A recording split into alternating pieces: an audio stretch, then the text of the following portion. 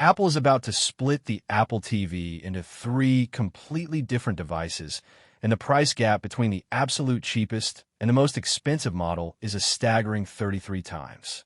If you buy the wrong one, you're going to waste a ton of money. We are talking about a $40 streaming stick meant to aggressively attack Amazon, a $200 powerhouse designed to take over your entire living room, and an absolute unit of a $1,300 8K cinema machine that literally costs more than an M3 MacBook Pro. That is not a normal product lineup. Honestly, when Mark Gurman first dropped hints about this massive split, I thought it was completely fake. Why on earth would anyone pay well over $1,000 for an Apple TV? And more importantly, which one should you actually buy so you do not get burned? Let's look at the absolute cheapest one first, the Apple TV Mini. At just $39, this thing is not trying to replace your PlayStation 5, and it is definitely not trying to run a massive, heavily optimized home theater setup. It exists for exactly one reason: to force tvOS into as many homes as humanly possible. The supply chain data on this is wild. DG Times is heavily reporting that TSMC is actually clearing out their older N5 fab lines specifically to pump out ultra-cheap, highly binned chips for this exact device. We're talking about a baseline hardware profile that delivers roughly 1x power compared to what you have sitting under your TV right now. It ships with 64 gigabytes of storage and standard 4K, streaming locked at 60 frames per second.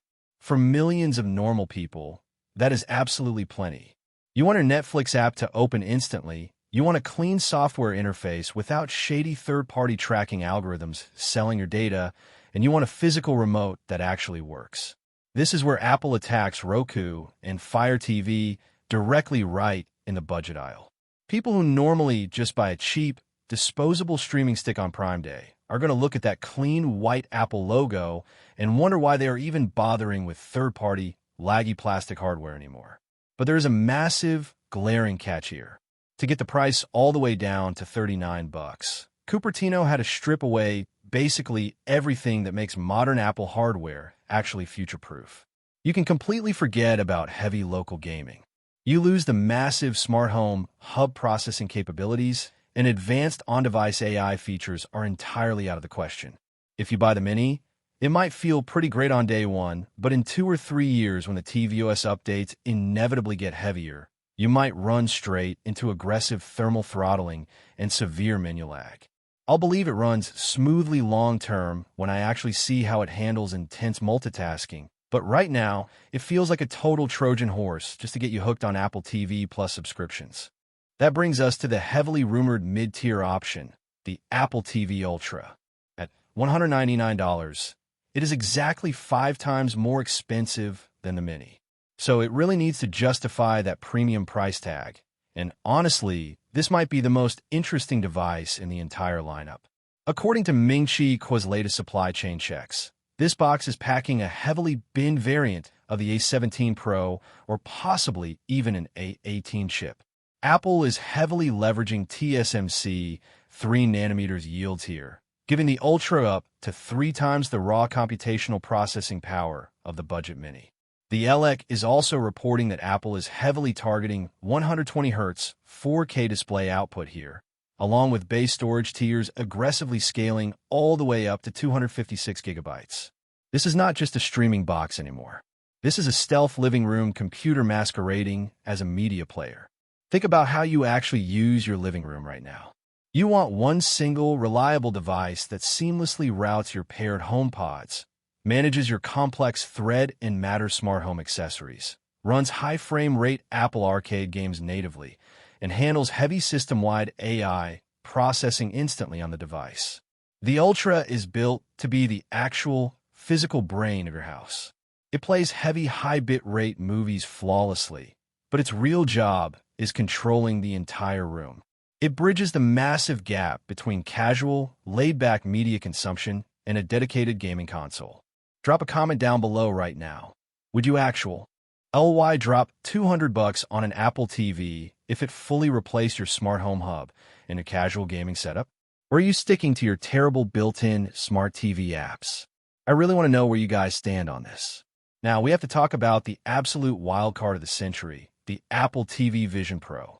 Yes, they're allegedly using their premium spatial computer branding for a literal black box that sits permanently under your television, and it costs a jaw-dropping $1,299. That is over 6 times the price of the Ultra.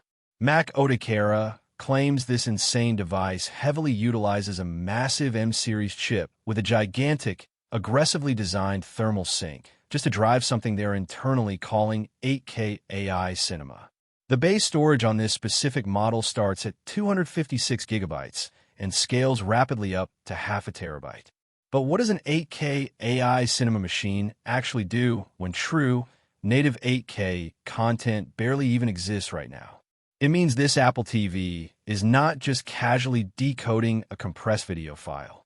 It is completely rebuilding the video on the fly. The massive M-series silicon continuously analyzes the video stream frame by frame in real time, leveraging insanely advanced neural networks to aggressively upscale pixel sharpness, perfectly remap HDR tone curves, smooth out nasty block artifacting from heavy streaming compression, and completely isolate vocal dialogue using incredibly complex spatial audio algorithms. It actively attempts to make standard, highly compressed 4K streaming look exactly like a pristine, uncompressed studio masterprint. Based on leaks from Ross Young regarding the insane display output standards they are targeting, this beast is designed exclusively for people who have already invested $10,000 to $20,000 into premium home theater setups, high-end laser projectors, and multiple perfectly tuned pairs of HomePods. But let's be totally real for a second. Do you actually need this? The vast majority of normal human beings are perfectly happy with compressed 4K Netflix streams. Most households do not even own an 8K display, and high-speed internet infrastructure is still a massive, limiting bottleneck for uncompressed high bitrate data. You need perfect, certified HDMI 2.1 cabling, an incredibly fast local network, and an elite dedicated sound system just to notice even a tiny fraction of what this black box is doing behind the scenes.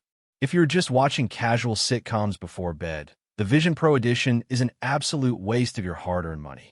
It is undeniably an incredibly ambitious piece of silicon engineering, but the classic Apple tax here is just exceptionally high. Is anyone watching this actually running a true 8K home theater setup? Let me know, because I feel like the target market for this device is incredibly small. When you look at this entire, highly leaked lineup side by side, the Cupertino strategy becomes incredibly obvious. The Mini is the aggressive volume play designed specifically to capture the massive budget market. The Ultra is the highly practical sweet spot meant to be your reliable daily driver for the modern smart home. The Vision Pro is the absurd halo product entirely focused on showing off pure silicon dominance and seamless integration at the highest possible level.